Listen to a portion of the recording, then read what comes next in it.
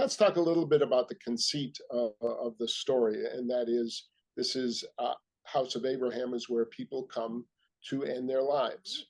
That's a given. And the interesting thing is that there's a whole discussion in general society today about assisted euthanasia. We do this for our pets as a kindness, and yet we won't do this as a kindness for humans. That is a good that is the starting point for this story, which is really we're conflicted. You know, do these people, should they have the decision available to them to end their lives? That was a nice starting point for you, wasn't it? Yeah, I think, I mean, both Lucas and I found that fascinating.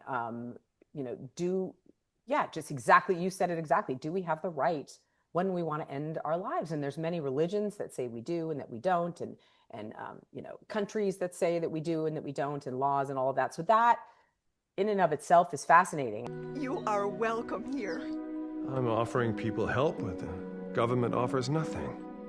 For those who want outs, safely, quietly, definitely. I am Abraham. Welcome to my house. Suicide is the act of intentionally taking your own life. Most people think about it at some point in their lifetime, but not everyone finds the resolve to do it. Should we as a society allow them to do something, or are they just struggling through their young life, stuff? So I'm glad you brought this up, because I think it's an interesting conversation, and it's sensitive, but interesting to talk about. Well, and it's different in different countries and different cultures too. True. There are different countries that it's perfectly natural, but in the United States it is not. So, I mean, how did you keep it from getting too maudlin?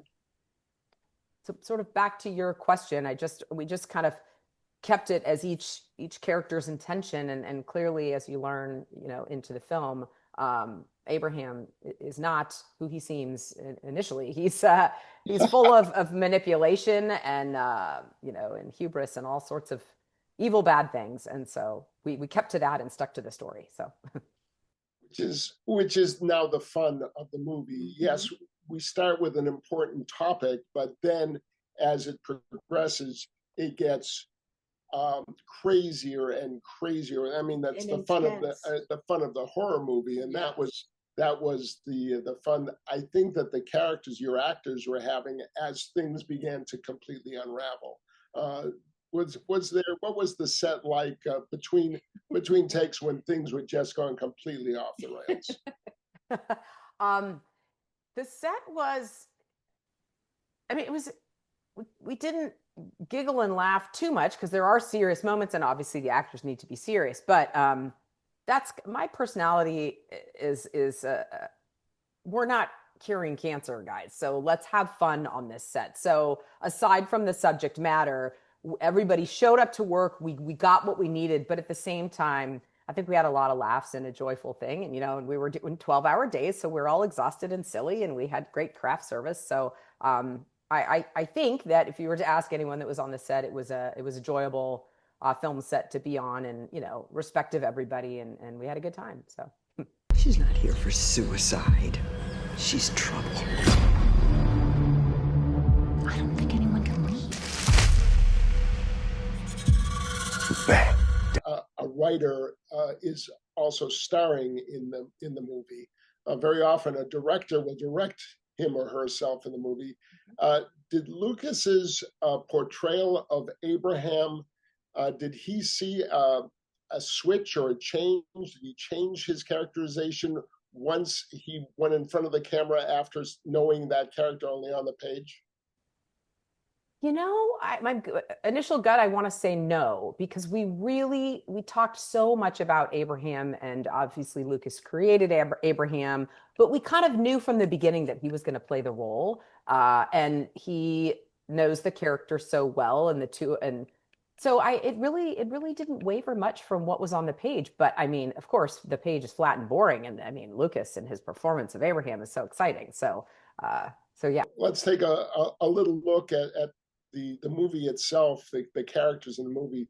Natasha Henstridge, of course, she carries the load in this movie, because we see this through her eyes, and the nice twist in the, of course there's always twists, but the nice twist in her relationships where we don't see coming. You have to be really careful about protecting those bumps in the road as you go along. And is that the fun of directing for you to do that? Yeah, I loved I mean, I loved working with everybody on this film. We really had an amazing group, but I loved working with Natasha, especially because Dee is so layered, and there's so much of Dee that has to come through, but that the audience doesn't realize what that is until later. So she really had a challenge having to be authentic to who really Dee was, while also protecting those secrets that we're going to learn about later.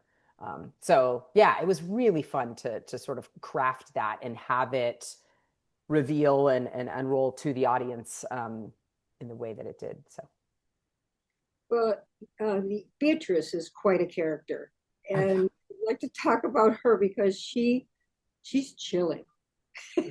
right? What did you do? I mean, is this something that natural came out in her, or that you prompted in certain ways? So obviously Beatrice is a very dark character, and her sort of backstory is she, as we learn later on, she had come to the House of Abraham previously and then stays on to assist Abraham in the House of Abraham and all things there. And we learn pretty quickly she's very committed to him, let's just put it that way, and willing to do anything. And as far as Lin Shaye is concerned in working with her, man, it was just so fun. I mean, I'd met her over Zoom a couple times before we got to set, and she came with so many ideas and just really ready to try sort of anything. It was really cool to work with her and her ideas for Beatrice. And we had a little time. What did she try that you said, I think we're going too far, or we're not far enough? Yeah.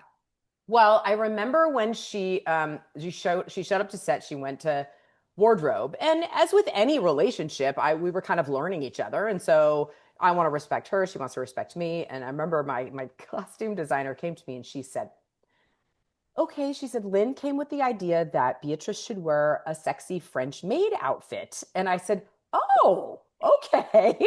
And I mean, there's a world where, right? I mean, part of the depths of Beatrice, she's trying to please Abraham, and inevitably she's in love with him. That's where we kind of saw it. And so I thought, okay, that works, but also I felt it's such a fine line of not going too campy. I want to ask about the music, because that certainly did add to the whole aura of what was going on there. How did you decide what to put where, and who did the music? Yeah, so Stefan Schmidt was my composer, and Stefan, we met years ago, and he has done the music for every single one of my films. I mean, I love all the music, but I really love the piece that he wrote when Dee arrives at the house, and she's sort of walking, and she sees the cage, and she sees the rope, and Beatrice is sort of welcoming her there. And I gave him this kind of big challenge. It's welcoming, a little creepy, and also quirky. This is weird. What is this place? And you're signing in, and what's happening? And one of my inspirations was from Parasite. I forget the composer's name, but I loved that. It was kind of quirky, weird stuff. So I shared that with Stefan, and that's how we came up with that piece. But yeah, doing the music for this was great. A lot of. I see you have a bell behind you, and a bell plays an important part in the movie as well. Did Lukas always have that as the signal that somebody's ready to step up and step out? Yeah, no, I think that was always in the script, and that is the original bell. That's the prop from the film. So that's the prop. I couldn't throw it out. I had to keep. My husband's like, "What is that?" I'm like, "Nope, it's staying." Yeah, one of the things I love about the story, which obviously stems from Abraham as a character, is all of his traditions and his specificities of how you go about this in his house, which makes it weirder and also plays into his manipulation. So yeah, the bell was always part of it.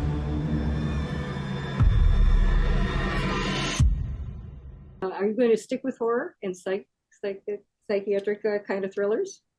Um, what I have on my plate next is a romantic comedy because that's again so different. But I really have enjoyed this genre, and I love. I mean, Lucas's writing on this at least in my opinion, is it takes the audience on all these twists and turns, and it is very more or much more psychological thriller, although it plays in the horror world as well. And to me that's the best kind of horror, is when it's the evil monster is us as human beings. So yes, I absolutely would love to direct horror again. I just need to find the right one. So anyone out there listening, send me your script.